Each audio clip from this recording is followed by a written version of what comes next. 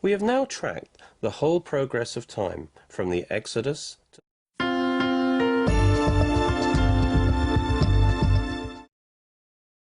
Firstly, from the Exodus to the sending forth of the spies, there were 2 years. You see, the sending forth of the spies happened in the 2nd year after the Exodus.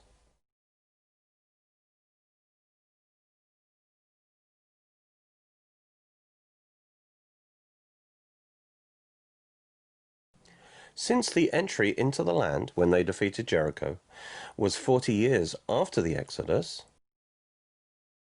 and the sending forth of the spies was in the 2nd year after the Exodus, there must have been 38 years between these two events.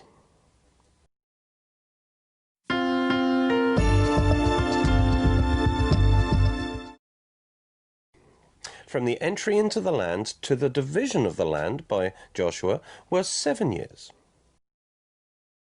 The division of the land is recorded in Joshua 13 and 14.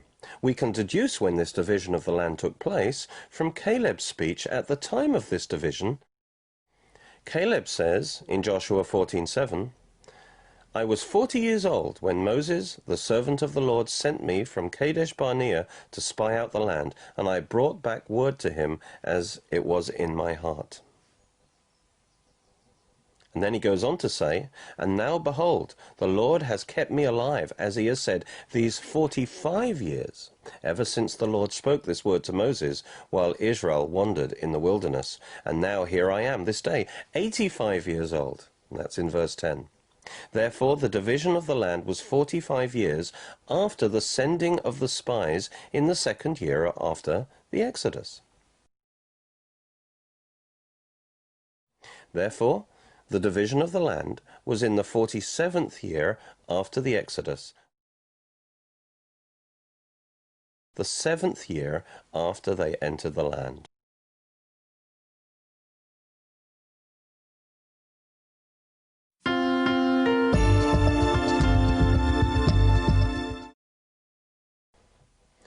After the division of the land, there is a short transitional time during which Joshua lives a few years, and his generation, the elders of his generation, live a few years, and Israel continued to serve the Lord. And at the end of this period of time, when those elders have all died off, then Israel fall into sin, and as a result they come into captivity or servitude to a foreign nation. Now this happens a number of times through the book of Judges, 7 times in all, and this is called the first captivity. This time period is not directly stated in the Bible. This is one of the chronological gaps in the record of Scripture. In other words, we're not exactly told how long that lasts. In fact, it can be calculated from the 450 years of Acts 13, 19 and 20, since all of the other time periods that make up these 450 years are already known through direct statements in the Bible.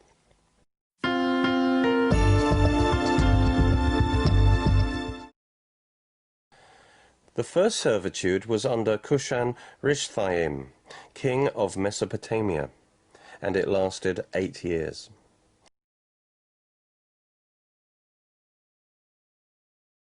At the end of these 8 years, Israel repented, and God raised up a judge called Othniel, who delivered Israel. And then Othniel judged Israel for the next 40 years.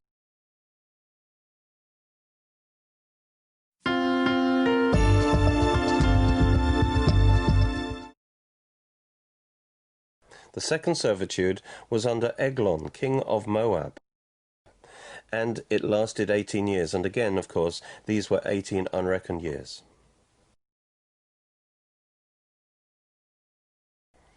Now we consider the next period of time, which is the time of Ehud and Shamgar. So for these 80 years under Ehud and then Shamgar, Israel lived under the blessing, peace, and protection of God because they were in fellowship with God.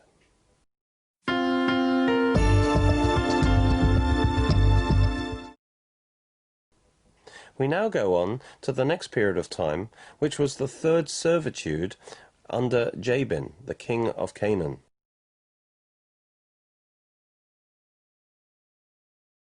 And this lasted 20 years, and these years were, of course, unreckoned years. The next period of time is the time when Deborah and Barak judge Israel.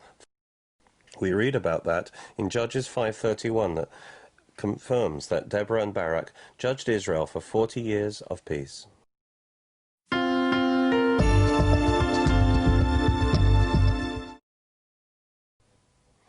The next period of time is the fourth servitude, which was under the Midianites and the people of the east. And this servitude lasted for 7 years. The next period of time is the time when Gideon, Abimelech, Tola, and Jair judge Israel, and this is for 88 years. And so this is the next 88 years. These are 88 years of rest.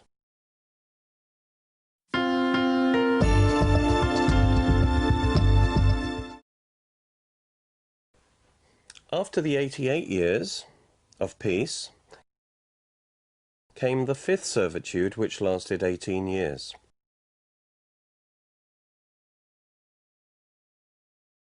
And this fifth servitude was under the Philistines and the Ammonites.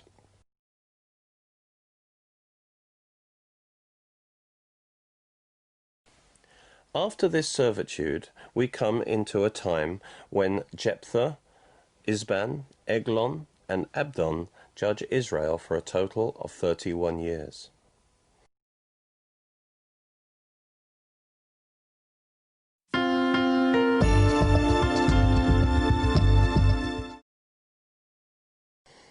The next period of time is the sixth servitude.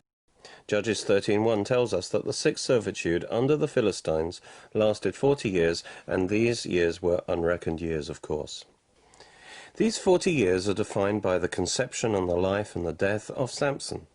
His story is told in Judges 13:2 to Judges 16:31. And the story of Samson brings the chronological history of the book of Judges to its conclusion. You see, the remaining chapters of Judges, which is from chapter 17 to 21, actually form an appendix to the main part of the book of Judges. So, as soon as the 40 years of the Philistines began, God moved to bring to birth a child who would, to a degree, protect and deliver Israel and lessen her oppression, even while she was out of fellowship. Thus Samson grew up, and as a young man he judged Israel during the time when she was still ruled by the Philistines. Whereas other judges brought deliverance to Israel, which ended the servitudes in their lifetime, in Samson's lifetime we read that he only began to deliver Israel out of the hand of the Philistines. That's Judges 13:5.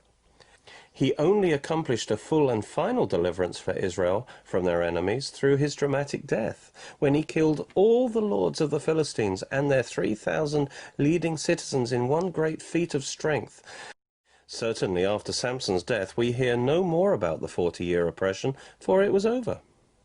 In fact, this act brings the book of Judges to a close, apart from the appendix in chapters 17 to 20.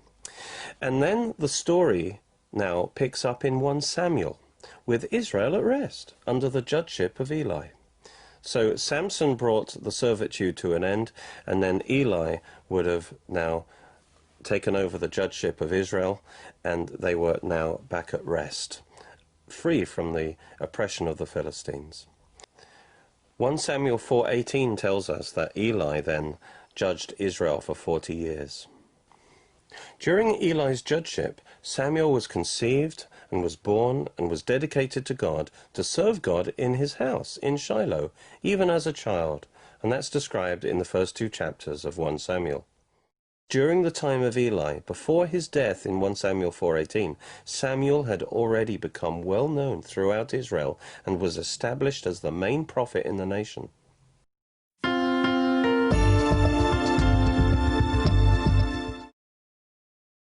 One Samuel 7:2 tells us the 7th servitude, which was again under the Philistines, lasted 20 years. Eli's death coincided with the start of this next servitude, for the same day that Eli died, the Philistines had defeated Israel in battle, and they had captured the Ark of the Covenant. Due to sin, Israel again came under the control of the Philistines. Eli's sons also died that day, so the rule of Eli's house ended, just as the Lord had shown to Samuel previously.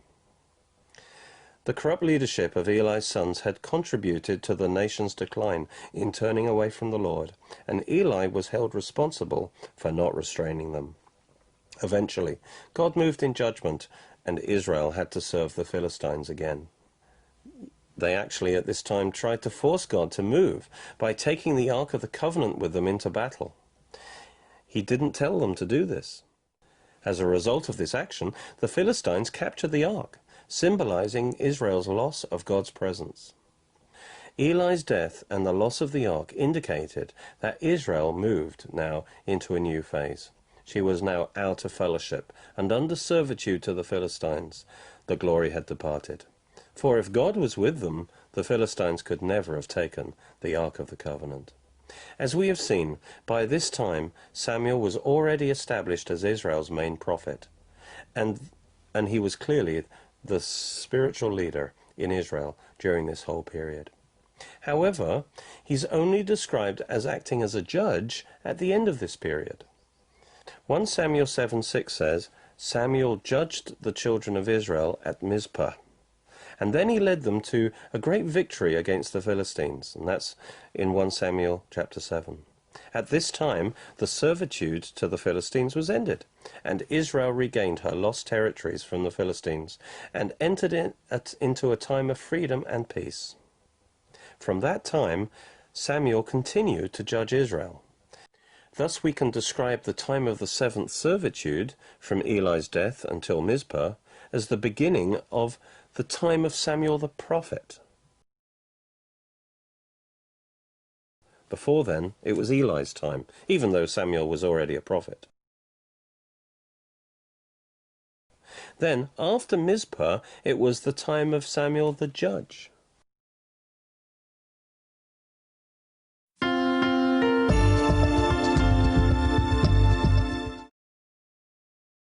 Samuel continued to judge Israel during the next period of time, from the victory at Mizpah until the beginning of King Saul's reign.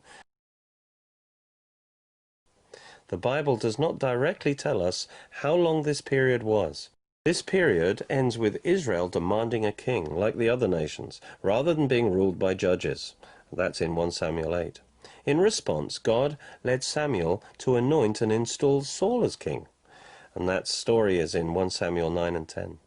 Evidently, this is not the perfect will of God for this time, but he allowed it. It was not as if God never planned to have a king, because part of the necessary preparation for Messiah the king was the establishment of the Davidic covenant and the kingly line of the house of David. The problem was the timing. Israel jumped the gun and pushed for something ahead of time, and so got Saul as a king and suffered much as a result.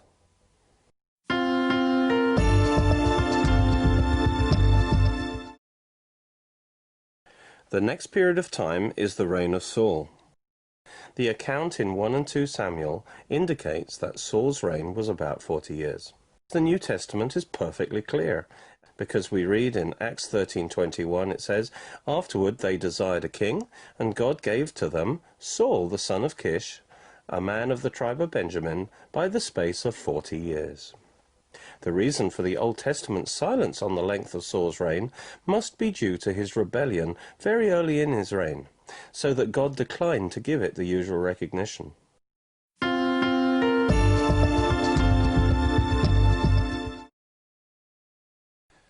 After Saul's death, David was anointed king of Judah at Hebron. So, first of all, David reigned for 7 years from Hebron over Judah alone. Meanwhile, Ishbosheth, son of Saul, was initially installed as king over Gilead by Abner, until he had established him as king over all Israel, that is, except Judah. This took Abner about 5 years to accomplish this, so that Ishbosheth only reigned for 2 years over all of Israel. During these years there was an ongoing war between the houses of Saul and David, with David getting stronger and stronger. Eventually, after 7.5 years, Abner and Ishbosheth were murdered, and all the tribes invited David to be king, and so he was anointed king over all of Israel. David then immediately conquered Jerusalem to make it the capital of his united kingdom.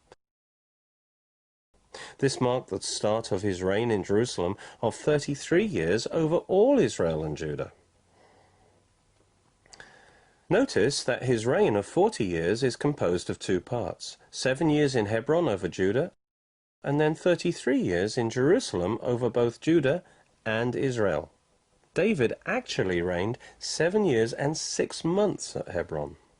This indicates something significant, which is vital for harmonizing the chronology of the kingdoms of Judah and Israel in the divided kingdom after Solomon.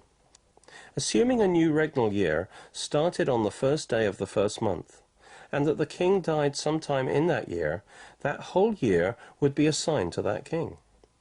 The new king would reign for the remaining portion of that year, but it would not be included in the year count of his reign, because that year had already been assigned to the last king.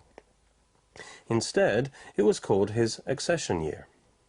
This was called an accession year system, and it works well, because if you add up the reigns of a number of kings, it gives the correct total number of years.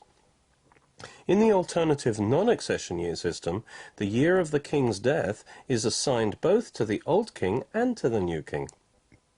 So adding their reigns gives an incorrect total number of years, the error being the number of kings. Now, we can reconcile all the scriptures concerning David's reign, and we can see what happened. His reign at Hebron over Judah must have started at, or just before, the 1st of Nisan, and he then became king over Judah and Israel at Jerusalem 7 years and 6 months later, at or just before the 1st of Tishri.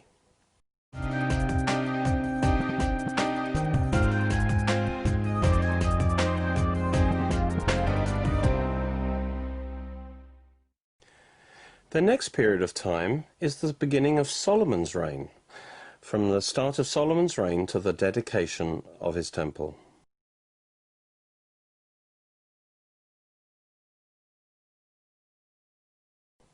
Solomon reigned over Israel when his father David died. He was given the commission to build the Lord's temple in Jerusalem. 1 Kings 6:1 tells us that Solomon started building the temple during the 4th year of his reign. Let's read that. It came to pass in the 480th year after the children of Israel had come out of the land of Egypt, in the 4th year of Solomon's reign over Israel, in the month of Ziv, which is the 2nd month, that he began to build the house of the Lord. 1 Kings 6:37 says, in the 4th year was the foundation of the house of the Lord laid, in the month of Ziv. Due to the 6-month change in measuring years introduced by David, to maintain accuracy, we will now have to work to the nearest half year and pay attention to the months as well as the years in which events took place. The Bible enables us to do this by giving the months of the next few events. Solomon's official years start in the 7th month, that's Tishri. So Ziv, the 2nd month in the 4th year of his reign, when he started work on the temple, would have actually been just over halfway through that year, that regnal year of Solomon.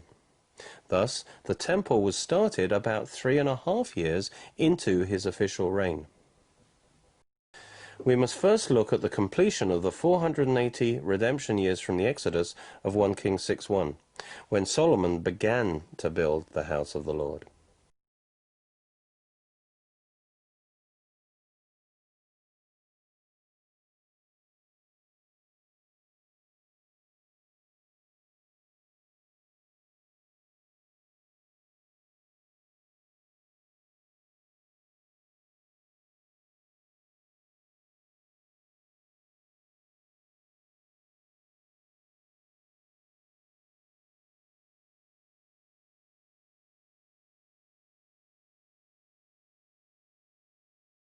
This is a measurement on the redemption chronology.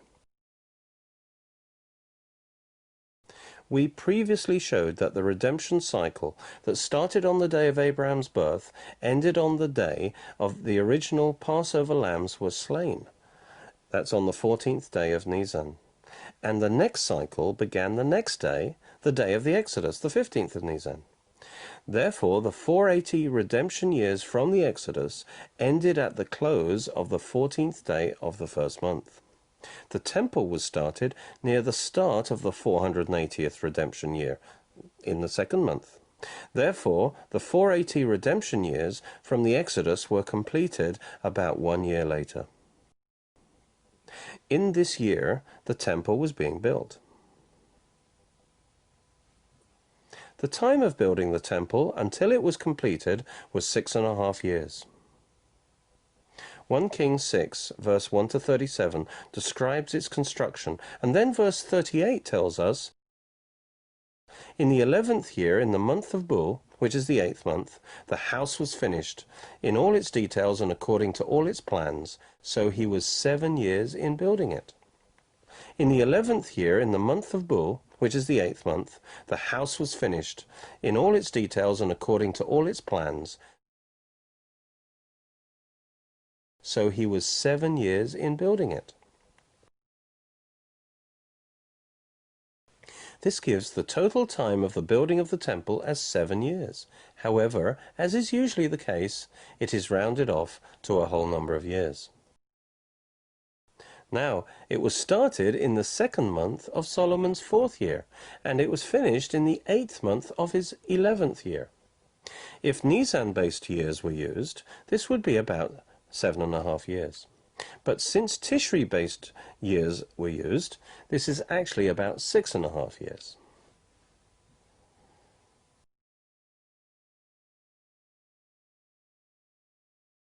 Hence, we have the 1 year at the start of building the temple that we've just seen, plus 5.5 years, making a total of 6.5 years for the total time for completing the temple building. In fact, this is one of the evidences that Tishri years were used for the kings of Judah.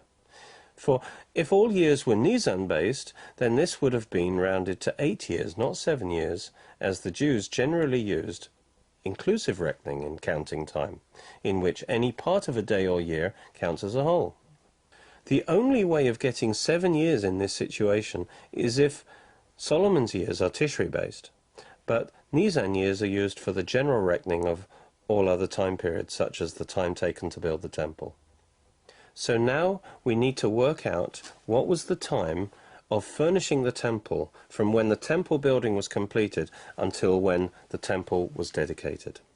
You see, even after the temple building was completed, it was not yet ready to be dedicated.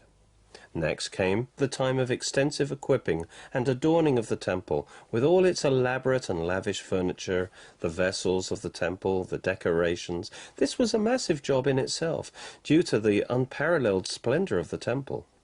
We're not told how long this all took, so this is a third gap in the record.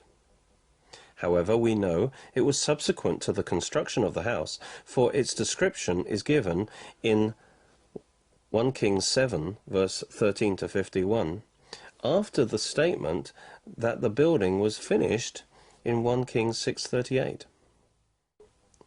We read in 1 Kings 7:48, "Thus Solomon had all the furnishings made for the house of the Lord." And then in verse 51 it says, "So all the work that King Solomon had done for the house of the Lord was finished." And so this speaks about a special period of time when Solomon furnished the temple. This is confirmed by the fact that the temple construction was completed in an 8th month. That's 1 Kings 6:38. But it was dedicated in a 7th month, 1 Kings 8:2. So the dedication could not be in the same year as the building's completion. At the very least, the furnishing had to take about a year. In fact, we would expect it to take a few years. At this time, when the building was complete, and while it was being furnished, Solomon began construction of his palace. This can be seen from comparing the following scriptures with 1 Kings 6:38. so he was 7 years in building it. 1 Kings 7:1 says, "But Solomon took 13 years to build his own house, so he finished all his house." Then 1 Kings 9:10 says, "At the end of 20 years, when Solomon had built the 2 houses, the house of the Lord and the king's house." So Solomon must have started on his palace as soon as the temple building was finished and while the furnishing was going on.